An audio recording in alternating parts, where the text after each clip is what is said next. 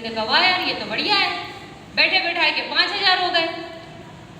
अब क्या करना है? मैंने कहा अब उसी पैसे से सामान लेकर आओ और घर में इस्तेमाल करो। थोड़ा बहुत सामान लाई, दूसरों को भी बताई मैंने, वो प्रोडक्ट बिकता गया और इस तरह से मेरा बिजनेस भी चलने लगा।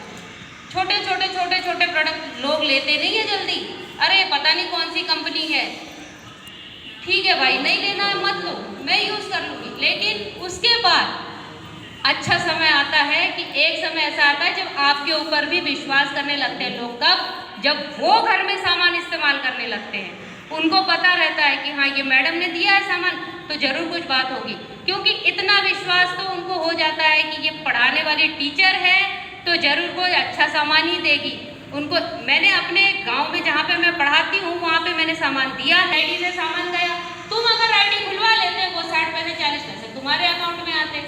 तो बोले तो फिर हमारा भी खुलवाई दो नहीं। मैंने कहा चलो भाई खुलवा लो। 3 आईडी मांगी डली, सिर्फ एक साबुन के पीछे 3 आईडी डली और वो अभी तक सामान ले रहे अच्छे से। इस लॉकडाउन में आपको इस बिजनेस का एक सार बताऊं कि बिजनेस में पावर कितनी है।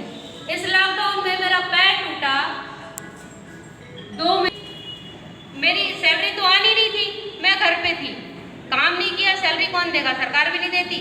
आपको वहाँ पे फिटनेस लगाना पड़ेगा, उसके बाद ही सैलरी मिलेगी।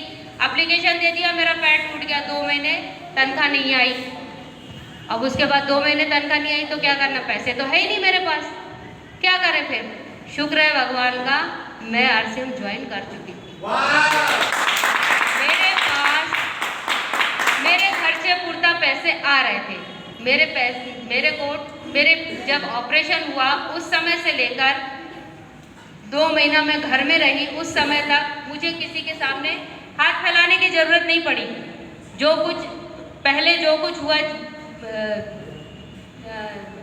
पैसे को लेकर जो बात हुई थी उसको लेकर, उसके बाद से मेरे अकाउंट में पैसे आते गए और मैं अपना काम करती रही। मेरे को किसी से मांगने की जरूरत नहीं पड़ी कि भाई मेरे अकाउंट में पैसे नहीं, अब मुझे क्या करना पड़ेगा, कैसे करूं मैं। मतलब एक टेंशन सी हो जाती पैसे को लेके, लेकिन मुझे टेंशन नहीं हुई, हालांकि मैंने पैसे लिए दूसरों से कि भाई पैसे डाल दे मैं दे दूंगी, लेकिन जब वो पैसे डाले तो उनको मैंने तुरंत फिर जैसे मेरे पास पैसे आए मैंने वापस कर दिया। चपरासी हो, नौकर तो नौकरी कहलाता है, नौकरी करने वाला नौकरी कहलाता है, और सुबह से शाम तक मेहनत करता है, उसका पैसा उसको मिलता है, सैलरी मिलती है। 60 की उम्र तक वो करेगा, 63 की उम्र तक करेगा ना। yes. उसके बाद रिटायर होगा। अब तो 2005 वालों को पेंशन भी नहीं है। yes. 2005 वालों को पेंशन भी नहीं है, उसमें हम भी आ रहे हैं, हमें पेंशन नहीं है। मेरे घर में बोला गया कि अरे अच्छी खासी तनख्वाह तो मिल रही है तुम्हें, कुछ और करने की जरूरत नहीं है, इधर उधर भाग दौड़ मत करो, आराम से जीवन जियो, स्कूल की लाइफ है, स्कूल जाओ घर आओ, स्कूल जाओ घर आओ, स्कूल जाओ घर आओ, आराम से रहो। मैंने कहा ठीक है, लेकिन जब समझ में आया कि आराम से ही रहना है, कब तक आराम करेंगे? सैलरी आती है, महीना भर में खर्च हो जाती है, हाथ में कुछ नहीं बचता, फिर सैलरी आई, महीना भर में खर्च, हाथ में कुछ भी नहीं बचा, आखिरी में क्या करूँगी मैं? जब 60 साल की उम्र के बाद मेरे पास कुछ नहीं रहेगा तो मैं क्या करूँगी? मैंने सोचा ठीक है, अब जो चल रहा है चलने दो। बहुत संघर्ष किया मैंने भी लाइफ में, सिलाई भी करी हूँ, मेहंदी, पेंटिंग, पार्लर, सारे काम कर लिए मैंने, लेकिन उससे इतनी इनकम नहीं थी मेरे पास। शुक्र है कि ब्रह्मजीत सर ने ऐसे सिस्टम से मुझे जोड़ा जो कि आज मुझे इस मुकाम पे खड़ा कर दिया कि मैं आज निश्चिंत हो गई हूँ अपने भविष्य को लेके कि मेरे पास में पैसा रहेगा कि नहीं रहेगा, और मेरा भविष्य, मेरा बुढ़ापा कैसे कटेगा, मुझे चिंता की जरूरत नहीं है। अपने आने वाले समय को मैंने सिक्योर कर लिया सिर्फ RCM से। RCM का पावर, आज मुझे समझ में आया कि RCM का पावर क्या है।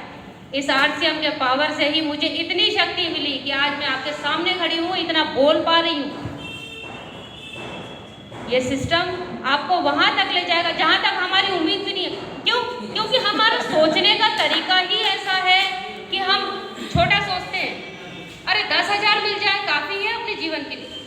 अरे महीने के 10,000 मिल रहे हैं, हम सोचते अरे महीने के 10,000 मिल रहे हैं, बहुत बढ़िया।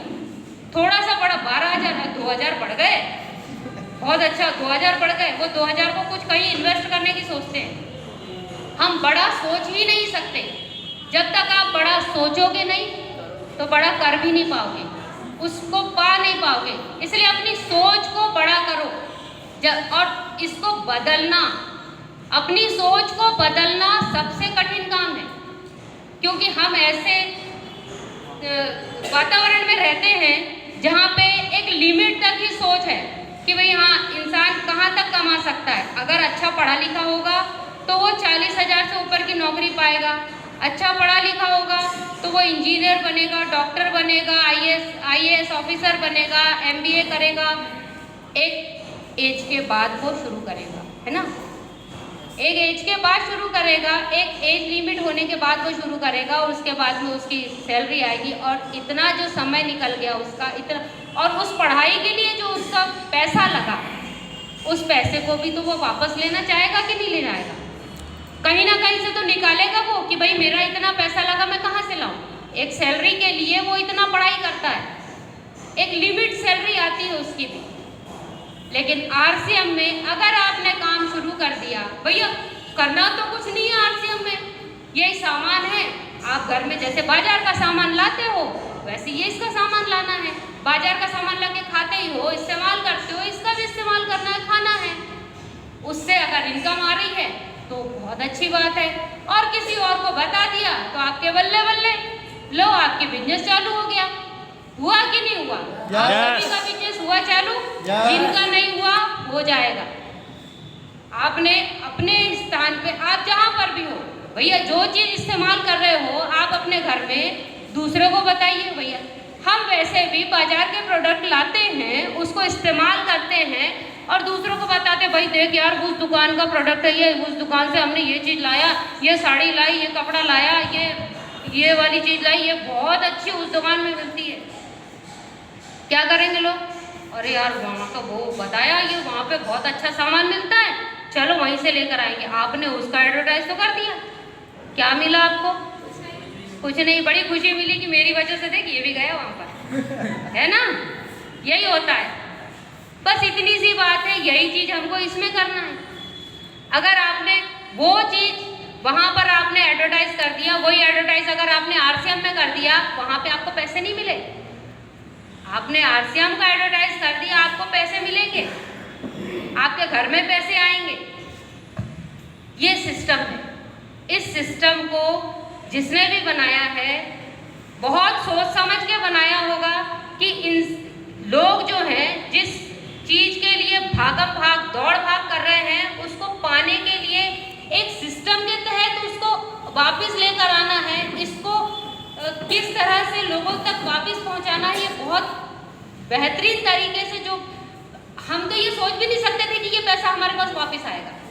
सोचा था कभी कि ये पैसा वापस आएगा? लेकिन आरसीएम ने आपको उन पैसों को वापस लाने का तरीका दे दिया। आप लोगों को जोड़िए, अपने जितने भी आपके संपर्क में जो लोग हैं उनसे बात करिए, उनको बताइए। आपका नेटवर्क अच्छा है, आपका बात करने का तरीका अच्छा है, आपके तालमेल अच्छे हैं, वो इंसान आप पे बिलीव करेगा और आपके साथ में जुड़ेगा। मैंने भी ये किया, आपने भी ये किया, बहुतों ने किया, और जो है वो करने वाले हैं, उनके साथ भी होगा यही। अब आरसीएम है क्या? क्या चीज है? आरसीएम डायरेक्ट सेलिंग कंपनी है। डायरेक्ट सेलिंग का मतलब है सीधा माल फैक्ट्री से, जैसे रंजीत सर ने अभी बताया कि फैक्ट्री से माल निकल के सीधा हमारे पास आता है। बिचौलियों का कोई काम नहीं, कोई बिचौलिया नहीं। वही पैसा तो जो बिचौलिए खा रहे हैं वही तो हमको वापस मिल रहा है। 45% हमको वापस कैसे मिल रहा है? वो जो बिचौलिए खा रहे थे वही पैसा हमको सिस्टम के तहत कंपनी वापस कर रही है। डायरेक्ट सेलिंग में यही होता है, आपको आपका पैसा वापस मिलता है सिस्टम के तहत। और इस पैसे का, एक एक पैसे का, आप सोचो कि अरे कंपनी है, ये पैसा कहीं हमसे वापस नहीं लेके जाएगी, तो आप ये सोच अगर बाजार में लगाते कि हम जो पैसा बाजार में लगा रहे हैं, बाजार से सामान ला रहे हैं, वो कितना शुद्ध है, क्या है, आपको नहीं मालूम है। सामान शुद्धता की गारंटी नहीं है वहाँ पर। और जो पैसे से आप बाजार जाके जो सामान लेकर आ रहे हैं, वो पैसा आप उनको देकर तो आ रहे हो, वहाँ से वापस तो आ नहीं रहा। लेकिन इसमें अगर आ रहा है पैसा वापस, तो एक कुछ तो बात होगी इस कंपनी में कि वापस क्यों कर रहा है ये। आप इसको गौर से मतलब थोड़ा मनन करके देखना कि ये सिस्टम क्यों बनाया गया। हमारी जो गरीबी है ना, यहीं से शुरू होती है, जो हम बाजार में जाके अपना पैसा देकर आते हैं। Yes. सिस्टम ये कहता है कि अगर आपने बाजार से खरीदा तो आप लुट गए, और आपने आरसीएम से खरीदा तो आप अमीर बन गए, लाखोंपति, करोड़पति। बनना है कि नहीं बनना है? Yes. बनोगे? Yes. काम करना पड़ेगा। Yes. 60 साल नहीं, सिर्फ 3 साल। Yes.